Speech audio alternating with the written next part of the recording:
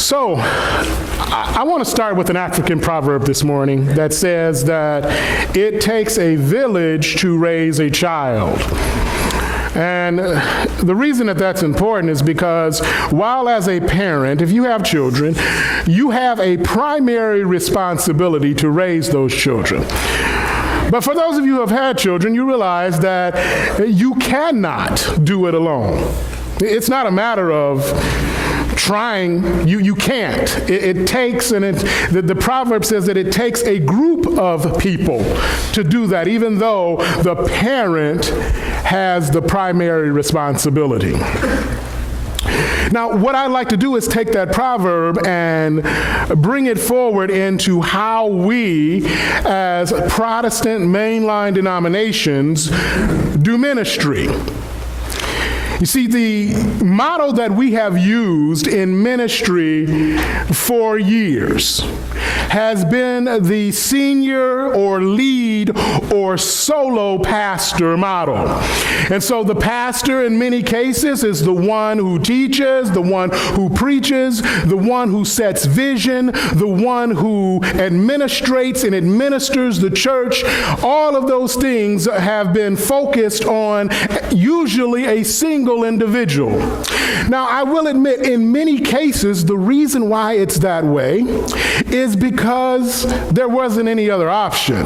In some of the small rural churches, the pastor was pastor, janitor, nurse, and anything else you could think of, only because that was the only option that was available.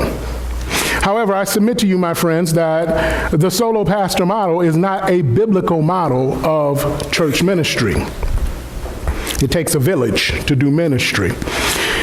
If you look at the church in Acts, there were people who stepped forward and who acted as spokespeople and who were voices and who did indeed lead. But even Paul himself deferred to a council. In other words, there was a shared leadership model. And the reason that I'm talking about that is because, of course, we are currently in the process of searching for our next staff member.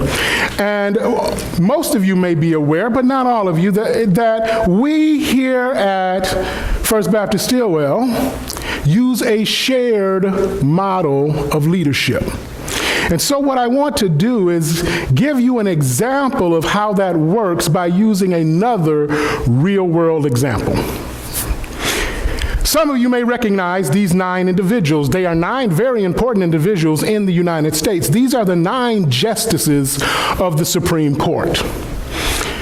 Now, these 9 justices are equal. However, there is one justice, Justice John Roberts, who is the Chief Justice.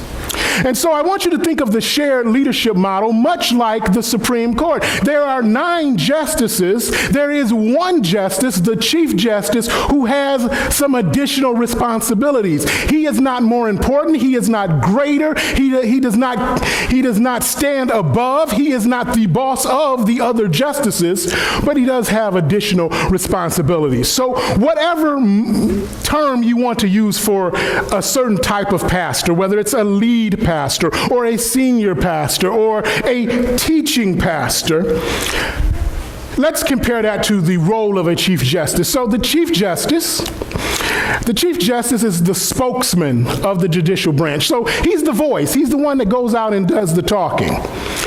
He sets the agenda for the court. Now, your lead pastor is the chief teacher of the congregation. He speaks and he teaches the congregation. He also serves as the visionary. He sets the vision for the congregation.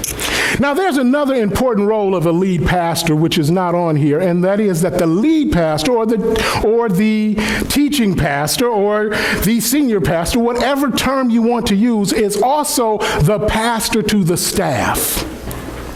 It's not only the pastor to the church, but he's the primary pastor to the staff because the staff pastors are also pastoring the congregation. Now, when you look at the justices, they have roles as well. Each justice has an area of responsibility, and it's the same way within ministry. Someone's area of responsibility may be administration, someone's may be worship, someone's may be mission.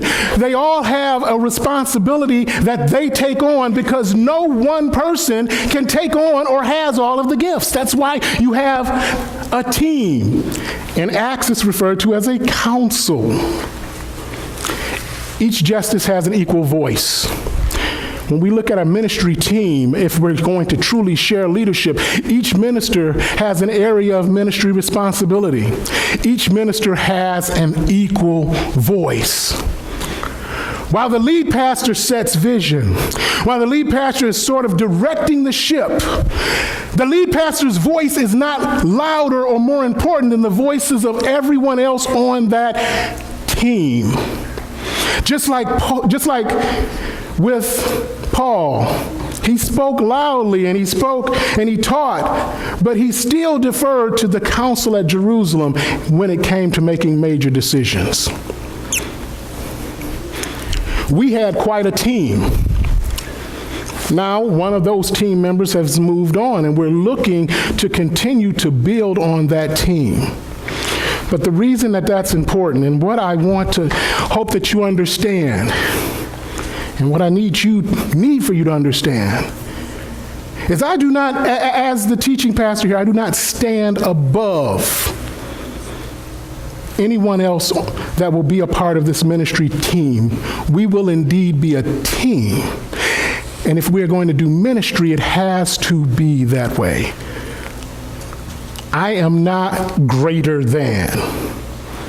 I'm not smarter than. I'm definitely not smarter than. But as we're putting this staff together, I will be one who directs, one who makes vision. I'll be the chief justice. But that doesn't make me greater than anyone else who is on that team. And I think it's important that as we're moving forward that we understand that. Amen? Amen.